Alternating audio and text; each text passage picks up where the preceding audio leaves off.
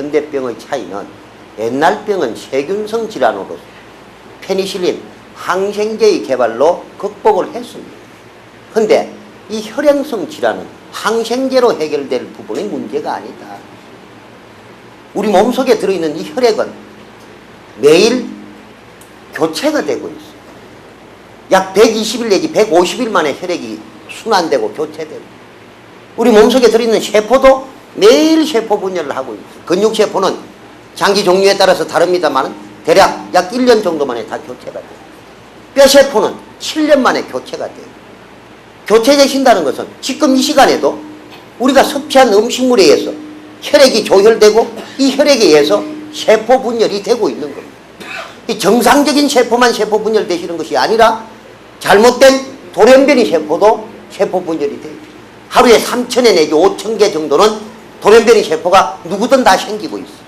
이 돌연변이 세포가 생겼을 때에 우리 몸속에 들어있는 항체, 즉 백혈구가 이를 해결합니다.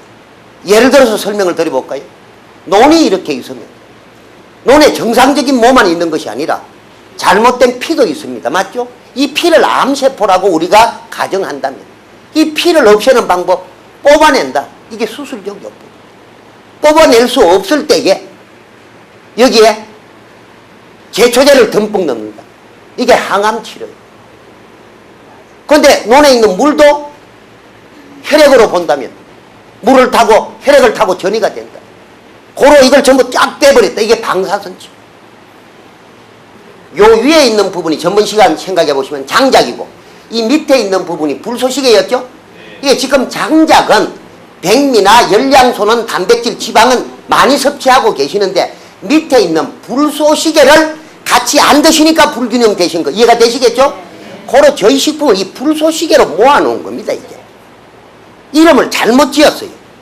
균형 생식관 하지 말고 이 균형을 맞춘다 이 뜻을 하지 말고 그냥 불소시개 생식관 이랬으면 이해가 더 쉬웠을 것인데 요 봉지 하나에 제가 현미를 가지고 말씀을 드리다 보니까 현미 하나로 오해하실 수가 있는데 여기에 식물의 종류가 약 26종 식물 및 곡류가 들어있어요. 예를 들면 양파 약 5개 분량이 들어있어요. 양파도요. 양파의 주 성분은 빨간 껍질 부분에 있습니다. 햇빛을 보고 한 그 부분. 그런데 이상하게 우리 사람들은 현미도 벗겨서 드시더만 양파도 벗겨서 드신다. 벗기는 걸 왜 그래 좋아하는가 모르겠다. 내용이 양파 속에 들어있는 하얀 부분은 수분 90%에 오히려 단질이 더 많아요. 마늘도요. 마늘의 주성분은 매운맛인 알리신입니다. 이 알리신은 성분 자체가 휘발성이에요. 열을 가하면 날아가 버립니다. 그런데 마늘 맵다고 해서 삼겹살 집에 가면 아예 은박지 그릇이 생겼어요. 거기 마늘 넣어가지고 그래가지고 구워서 안 맵도록 해서 드신다. 그거 알리신 날아가고 마늘 아니 올시다. 그래 드실 바에야 옆에 있는 시원한 무 한 조각 드시는 것이 더 낫더라. 저희 식품을 가지고 말씀을 드린다면 적두, 적소두죠. 적두를 가지고 적두가 뭐예요? 팥을 가지고 설명을 드리면 이해가 제일 쉽습니다. 다른 거 다 빼고 팥만 가지고 팥죽을 썼습니다. 맛이 어떨까요? 달달해요. 이유는 팥 속에 들어있는 당질이 단순 당질로서 당도가 굉장히 높기 때문에 달달한 거예요. 그러면 팥 자체로 보시면 그 팥을 감싸고 있는 비타민 요 농도 또한 높습니다. 그래야 팥 자체로서 균형이 많아요. 우리 선조들이 팥을 많이 먹도록 한 데는 동지 팥죽을 나를 만들고 한 데는 다 이유가 있더라. 우리 식품 자체 팥을 그대로 사용하면 위에 당질 먹는데 균형이 안 맞습니다. 그래서 저희 식품은 속에 들어있는 당질은 속 뽑아내고 팥의 천연 갓 부분을 사용하는 거예요. 그것만 어떻게 쏙 뽑아내느냐. 그것만 쏙 뽑아내는 기술은 이미 6년 전에 특허가 나와서 공장에서 그 특허 기술이 적용되고 있는 겁니다. 아마 저희 식품을 보신 분들이 계실 거예요. 보시면 굉장히 촌스럽게 생겼습니다. 어떤 분들은 염소똥이라고 부르기도 하고 어떤 분들은 토끼똥이라고 그러는데 똥은 아닙니다. 그게 내용이 생각해 보시죠. 그래도 국내 3,000개 제약회사 가운데 손가락 5개 안에 들어가는 대제약회사의 전무생활을 오랫동안 한 사람이 캡슐 만드는 거 모르겠어요. 그거 몇 바퀴 분쇄기에 더 돌리면 미세하게 되는 거 모르겠어. 오히려 나노 입자라고 해서 제트 분쇄를 시키면 후후 풀러갈 정도로 되는 부분인데 그거 몰라서 못하겠어요. 여러분 한 가지 생각해 보시죠. 요즘 시중에 나노 하는 부분이 많이 아주 입자가 곱게 나오는 거예요. 그거 말 안 되는 소리 아닐까요? 상식적으로 생각해 보시죠. 만약에 우리 몸속에 흡수하기 위해서 입자를 아주 미세하게 한 나노 입자로 해서 그게 흡수가 된다면 큰일 납니다, 여러분. 공중에 떠있는 미세한 나노 입자 같은 것이 코로 들어가서 흡수가 된다면 사람 다 죽죠. 간다고 해서 그게 미세하다고 해서 흡수되는 게 아니올시다. 우리 몸속에 혈액 속에 흡수가 되는 창조적인 메커니즘은 우리가 섭취한 음식물이 몸속에서 화학적으로 풀려서 이를테면 109개의 지금 현재 밝혀진 화학적으로 109개의 각종 원소로 질소 N, 수소 H, 산소 O, 수산화 음연, OH 음연 등으로 각자 셀레늄 같은 것도 다 분쇄가 되어서 분리가 되어서 화학적으로 이게 분해되고 결합하고 하는 몇 차의 물질 대사 과정에 의해서 우리 혈액 속에서 다른 호르몬이 되고 만들어지는 겁니다. 그렇게 해서 만들어지는 것이지 미세하게 갈아서 이래 들어오는 것으로 착각하시면 곤란합니다. 보시면 굉장히 디테일해요. 왜? 분쇄기로 갈면 열받아서 다 죽습니다. 오히려 어떻게 적게 갈 수 있도록 하는 그것이 더 문제이더라. 이해가 됩니까? 예. 이게 비타민이요.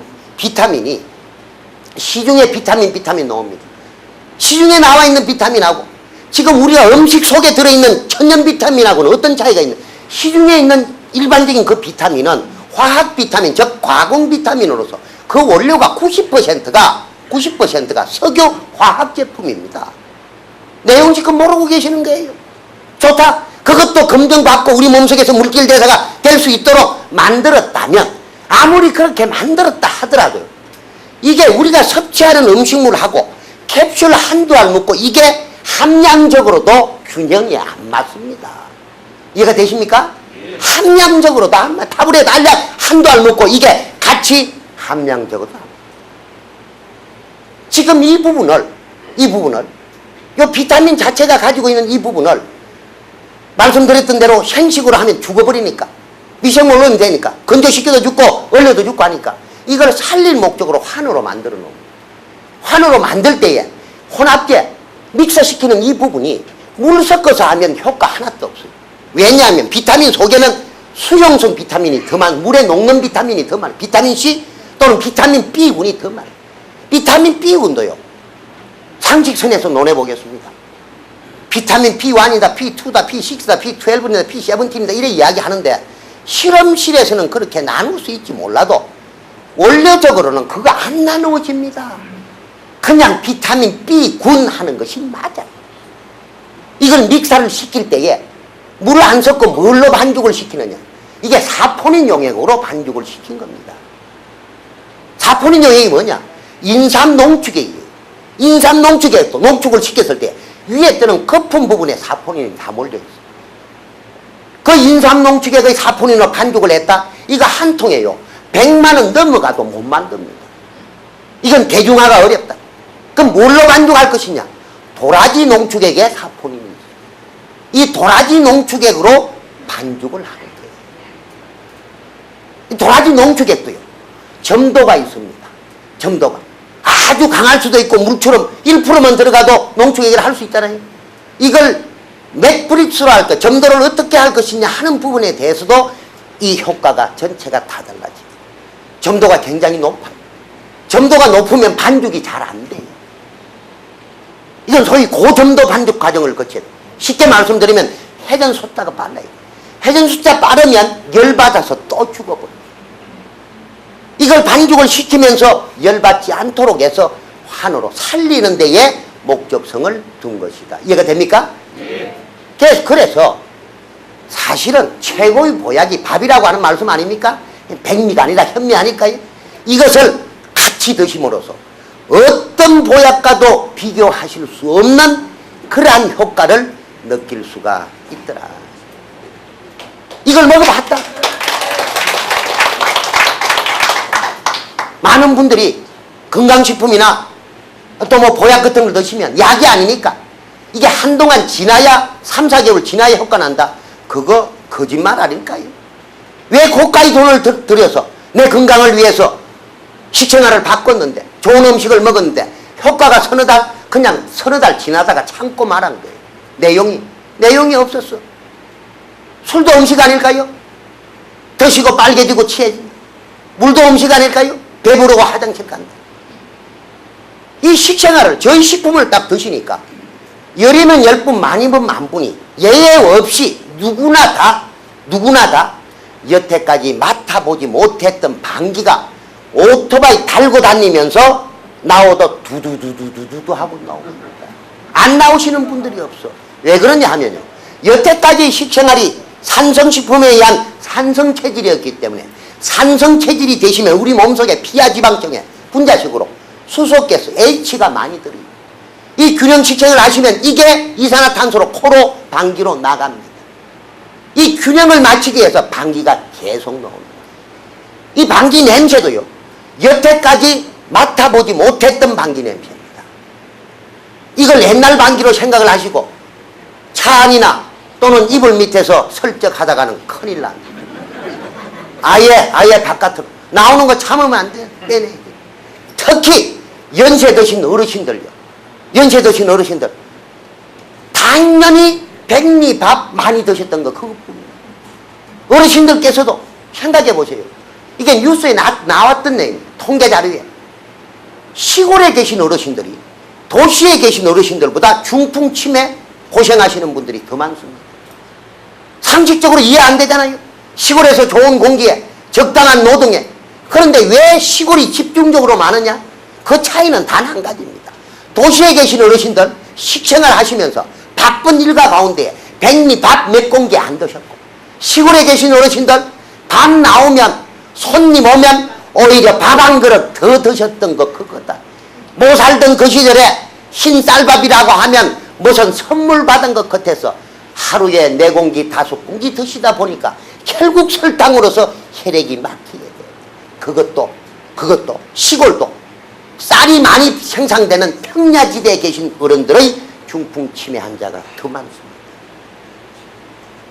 지금 우리나라가 매끄번 보고서에서 지적했던 대로 지금 이 식품으로 이 식생활을 하시는 것은 나중에 후세 역사학자들에 의해서 평가될 것으로 봐요. 이거요, 진리이기 때문에 지금은 이해되지 않는다 하더라도 시간이 흐르시면서 이해되지 않으실 분은 무엇이 낫느냐 낫지 않느냐를 논하고 싶은 생각이 없습니다. 당뇨요. 당뇨다 당뇨 아니다 논할 거 없다니까요. 보세요. 내가 지금 설탕을 먹고 내 혈액 속에 당 수치가 높아졌다. 백미 먹고 높아졌다. 이것을 인슐린이나 혈당 강화제 사용해서 낮추었다. 뇌로 빠져나갔다. 또 설탕 드셨다. 높였다. 약 드시고 낮추었다. 빠져나갔다. 설탕 드시고 높였다. 약 드시고 낮추었다. 왜 이래 복잡한 방법을 선택하시느냐. 드실 때 설탕 말고 균형 있는 밸런스를 맞춰서 드시면 당뇨가 낫느냐 낫지 않느냐가 아니라 혈액 전체를 바꾼다는 겁니다. 영어로 체인지한다. 그것도 돌시다. 이게 혈액을 싹 바꿔놓고 나면요, 여러분들 손자 손녀들 공부 잘하고 성격 좋아질 수밖에 없습니다. 보세요. 우리 몸속에 들어있는 10만 킬로미터 이 혈관의 길이가 각자 자기 길로 이렇게 가는데 산성혈액이 되면 이게 부풀어지거든요. 이게 부풀어 커지면은 이게 부딪힐 때 아니게 이게 부딪힐 때마다 성질내는 거예요. 우리 선조들의 성격은 유순했다. 그때는 육식을 안 했다고요. 그때 육식 더 많이 했어요. 내용이. 현대인의 성격이 각박해졌다. 요즘 육식을 해서 각박해졌다. 아니요. 오히려 아예 육식이고 뭐고 다 벗어주고 채식만 하시는 분이 성깔 내는 이유는 어떻게 설명할 것인가. 말도 안 되는 이야기다. 이 혈액이 맑아지면 성격돼. 혈액이 맑아지면 뇌세포 제대로 발달. 공부 잘할 수밖에 없다. 여기 있는 이 그림 하나면요, 전 세계가 깜짝 놀랄 그림입니다. 이 그림이 어떤 그림이냐 하면 피부의 표피층, 머리카락, 솜털이 우리 피부 97% 면